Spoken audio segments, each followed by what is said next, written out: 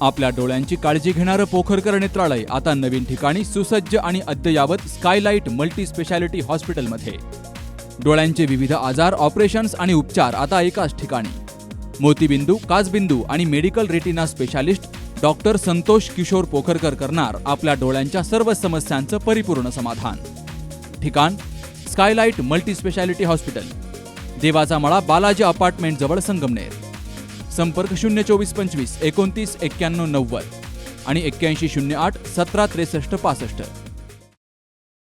जागतिक अंमली पदार्थ विरोधी दिनाचं औचित्य साधून घारगाव येथील भारत हायस्कूल आणि कनिष्ठ महाविद्यालयात घारगाव पोलीस ठाण्याचे पोलीस निरीक्षक बाबासाहेब बोरसे यांच्या प्रमुख उपस्थितीमध्ये विद्यार्थ्यांसाठी अंमली पदार्थ विरोधी जनजागृती आणि प्रबोधन कार्यक्रम पार पडलाय.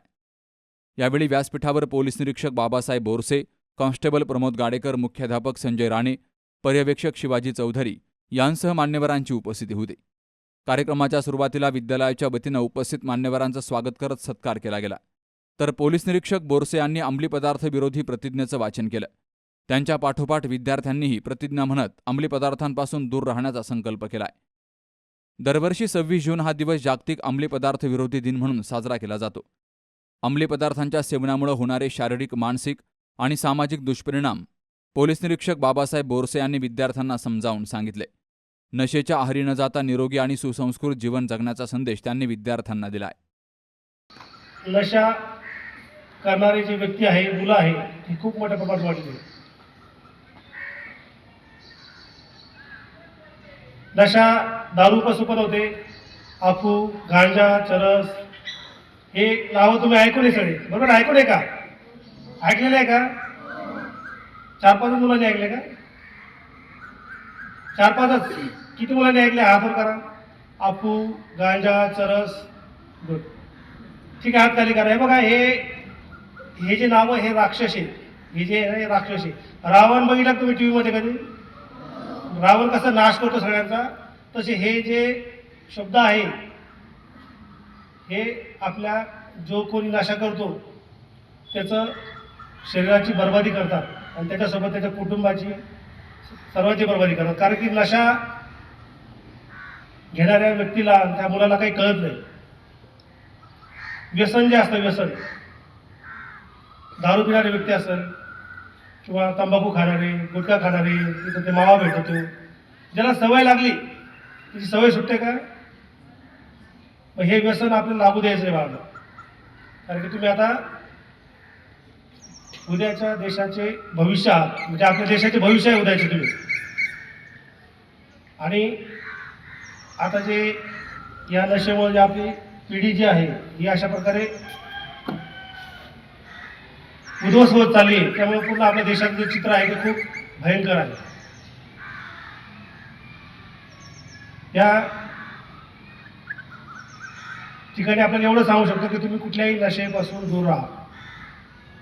कारण की कुठलीही नशा, दारू असेल, तंबाखू असेल, सिगारेट असेल, अफू, गांजा, चरस हे तर खूप भयानक असतात. परंतु कुठल्याही नशेच्या आहारी जाऊ नका. कारण की नशेमुळं आपल्या शरीराचं नुकसान होतं. दारू पिल्यामुळं आपलं लिव्हर खराब होतं. दारू पिणारे व्यक्ती जगतात का? जास्त दिवस जगतात का? तुमच्या गावी, तुमच्या शेजारी पाजारी बघत असतो तुम्ही, जे लोक दारू पितात ते लवकरच देवाघरी जातात. त्यांचं लिव्हर खराब होतं, शरीराचं डॅमेज होतं.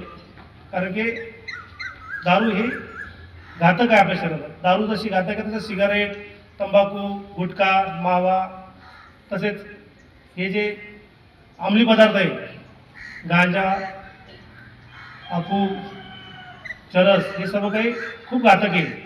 कारण की याची सवय जर लागली तर आपल्याला आपलं पूर्ण आयुष्य काय होतं, बिघडून जातं. बोरसे साहेबांनी आज आपल्या विद्यालयामध्ये येऊन आपल्याला नशामुक्त भारत अभियान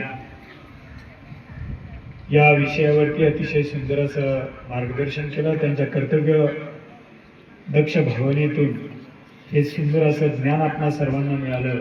मुलांना लक्षात असू द्यात, आपण व्यसन करत नसू. कदाचित आपल्या अवतीभोवतीची माणसं, आपल्या घरातील जी सुंदर माणसं आपल्या भोवती आहेत ती व्यसन करतात आणि स्वतःच्या शरीराचं नुकसान करून घेतात. त्यांना व्यसनमुक्त करण्याचं कार्य मात्र आपण सर्व विद्यार्थी करू शकतात. मी एकदा माझ्या हनुमान विद्यालयामध्ये शिकवत असताना एका मुलीने तिचा वाढदिवस, तिचे वडील व्यसन करायचे, तेव्हा त्या मुलीने वडिलांनी तिला विचारलं, तुला मी काय प्रेझेंट देऊ? तेव्हा मुलीने फक्त वडिलांना सांगितलं, बाबा तुम्ही मला काहीही प्रेझेंट देऊ नका, फक्त तुम्ही जे व्यसन करता ते व्यसन सोडा. आणि त्यानंतर वडिलांनी व्यसन सोडलं. हे किती सुंदर कार्य आपण करू शकतो. असं आपल्या घरात कोणी असेल तर त्यांना रिक्वेस्ट करा. अतिशय सुंदर असं मार्गदर्शन दिलं साहेब. वेळेत वेळ काढून त्याबरोबर त्यांचे सर्व सहकारी साहेब या ठिकाणी आले. कार्यक्रमाचं सूत्रसंचालन शिक्षक विजयराज कडाळे यांनी केलं, तर सर्वांचे आभार पर्यवेक्षक शिवाजी चौधरी यांनी मानले.